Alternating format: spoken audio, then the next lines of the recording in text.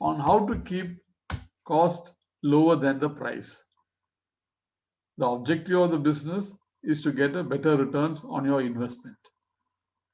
So you need to keep cost below the price. You increase the unit price is one way to increase your benefit, but then the customer reacts. And what is the reaction? You will stay away from buying your product. This leads to lower volume, and which will increase your fixed cost because your output will reduce in line with your customer's reaction. There's no point in producing and keeping it with your stockist. The customer has to take it and pay the money for it.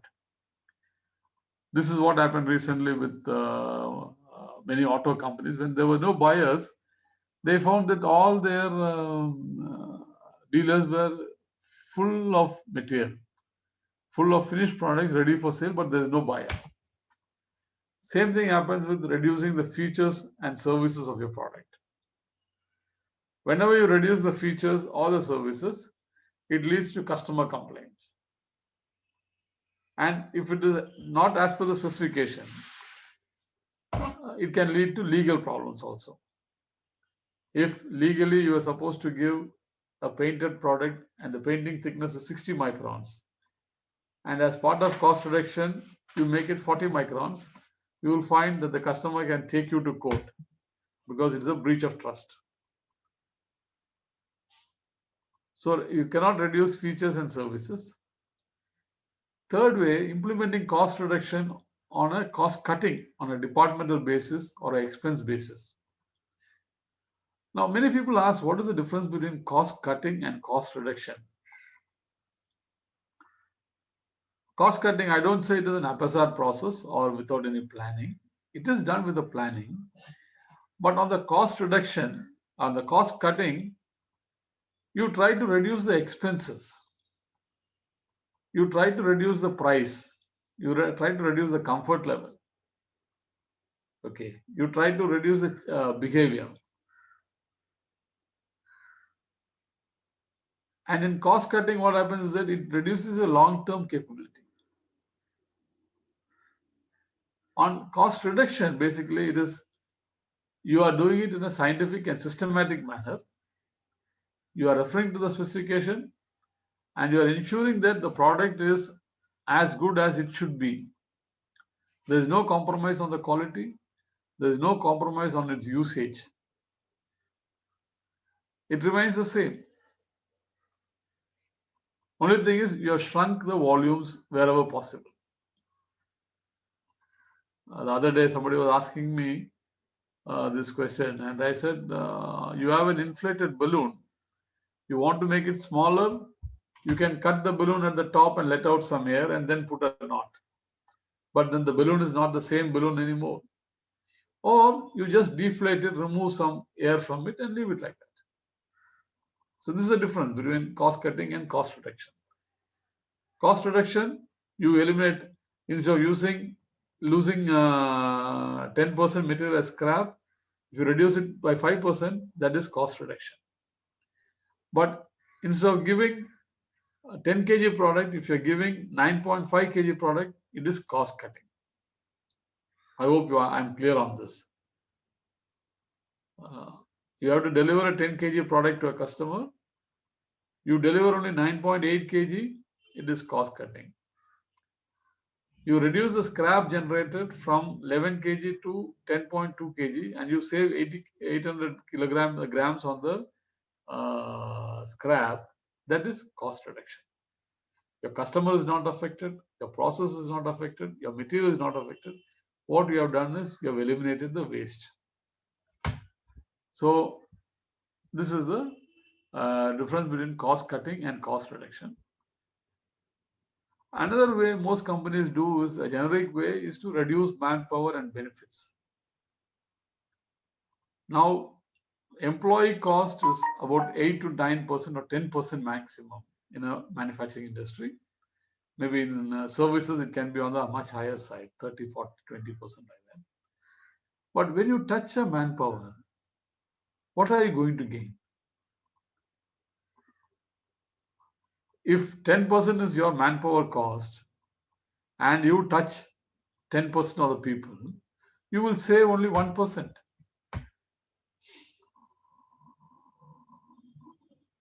Hope I am clear. If 10% is your manpower cost and you eliminate 10% of the people, your net saving is only 1%. And what you get in return is people become upset. It lowers the morale of the people, and there is less cooperation from the existing employees. So reducing manpower does not give the right benefit. You try to increase sales, you try to increase revenue, you will find that the competitor will react by reducing his price, and which will force you to reduce your price. So when competitor reduces his price, the counter reaction is that you have to reduce your price. So that also will not fetch you a good result. So how to achieve it is for going in for cost reduction. Find ways to reduce your unit variable cost and unit fixed cost. I hope I'm clear on this, where to implement cost reduction. You find the best area to reduce cost, implement cost reduction is in the operational level, which is the area between PO and the invoice generation. And in this also, the methodology doesn't cost you much. It is a raw material, it is a movement of material, and the finance cost, which is costing you much. And finance cost is basically the money you spend to bring the material, the money you spend to pay the people their salaries, and the money you spend on paying rent and the EMI for the machines. So if you want to successfully implement cost reduction in organization and benefit, implement it at the operational level. Thank you for my patient hearing. Any questions, Matthew and Vishnu? Yes, sir. One question. Yes, please. Is it applicable for all types of companies? Yes, it is applicable for all types of companies. All companies have cost, but the cost elements may not be the same in all types of companies. As I was explaining to you before, if you see the cost elements,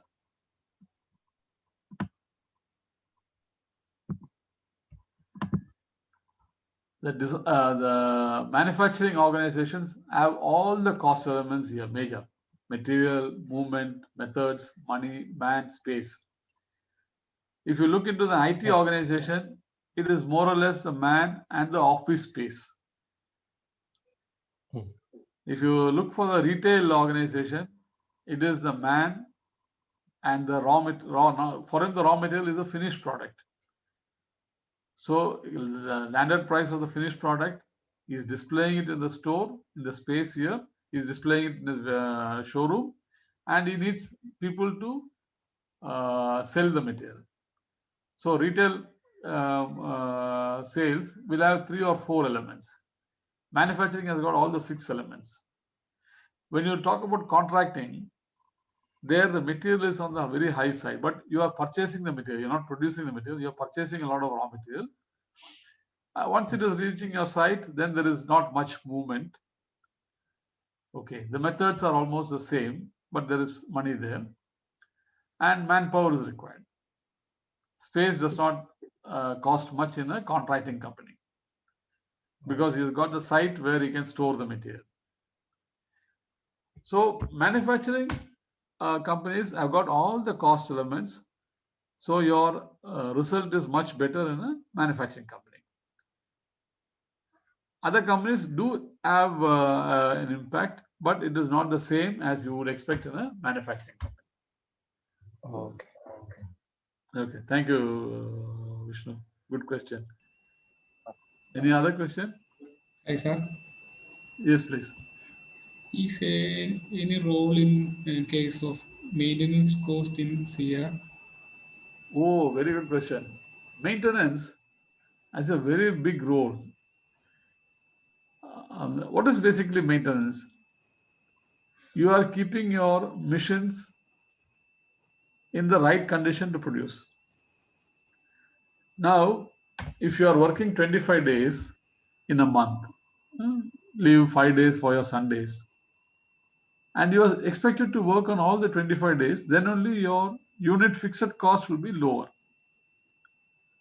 As we explained in our, I think, slide video 2, DE2, if 10 lakh is your fixed cost per month, and if you are producing 400 pieces, then your fixed cost per piece is 2,500 rupees. Imagine your maintenance is not done properly and your machine is down for 1 or 2 days. And instead of producing 400 pieces, you produce only 300 pieces or 350 pieces. Automatically, your unit cost goes up. And that is the unit fixed cost. Again, maintenance activity itself is a costly activity because the people who need to do the activities are expensive. They are experts in finding out the mistakes and finding out the flaws and correcting it. Secondly, the maintenance activities, if not planned, it will become an emergency activity. Imagine you have a product to be delivered in 1 month's time and you forego your weekly maintenance. After 2 weeks, you find there's a breakdown. So weekly maintenance would be about 4 hours, but when a breakdown happens, it can be even a day or 2 days gone. So instead of hurrying and rushing, you will be forced to wait. So maintenance has got a very major role in the cost reduction. In fact, for me, maintenance department is the heart of the company because that is what keeps it moving. And if you have a good set of maintenance people, you will find that the machines will be working in good conditions and there will be always improvement in the organization because maintenance have the capability to bring changes. So definitely it's not just the manpower cost. Even a small part breakdown, if you're bringing it by courier, it will cost you much more than a normal, regular, planned maintenance activities. So maintenance is very, very important. Thank you, sir. Okay. Hope it's clear, Matthew. Yes, sir, clear. One more question, sir. Yes, please. What about the services after generating invoice for a particular piece or a product? Okay, good question. Now, normally the services which you are giving is not a major cost item. And again, the services which you are giving, these are paid by the customer for that service. Okay. So in fact, you would love to have more service requests from your customer because you get paid for it. Example, a lift is operation. Every month there's a maintenance. A service engineer is visiting from the lift company to maintain. He charges for that visit. So it is a revenue generating experience for them. Those kind of service activities. Now, if you are giving a TV, you are giving a warranty period of 2 years. Out of maybe 1,000 TV sold, maybe 5 TV will have a problem, which you may need to replace. And that cost is negligible or minimal. And normally companies keep 1% aside for such warranty cost. And if you produce in a good way, automatically this warranty cost gets saved. So services after delivering the product, if it is a regular service, it is chargeable. If it is a breakdown within the warranty period, yes, you need to replace it. But that time the cost is not maximum that high. It's negligible because if it's a quality product, you will find that the rejections or returns are minimal. You try to improve the quality so that the rejections are minimal. Is it clear, Matthew? Clear, sir. Clear. Yeah. Okay. Yeah. Any other question?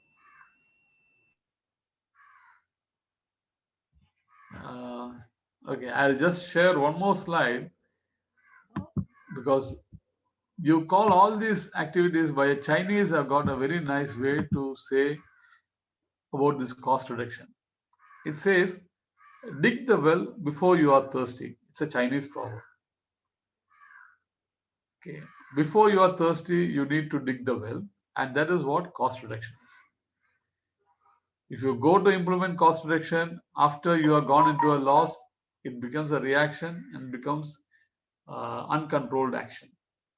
Whereas you do it in a systematic way, even when the company is doing well. That's what we saw in the earlier videos. You will find that the company will prosper. So dig the well before you are thirsty is a very nice Chinese proverb calling for action, positive action, proactive action from the enterprise side to reduce cost. And today what we saw was where to dig the well, or where to implement, or where to dig the well, which is to show you where we have to find the right location to dig the well. So cost reduction at operational level is prerequisite for any company to survive today, and doing it at the operational level gives you the maximum impact. Thank you, Matthew and Vishnu. Thank you all for your patient listening. If you liked it, or if you have any queries, please mail to us or please call us. Thank you very much. Thank you. Thank you, sir.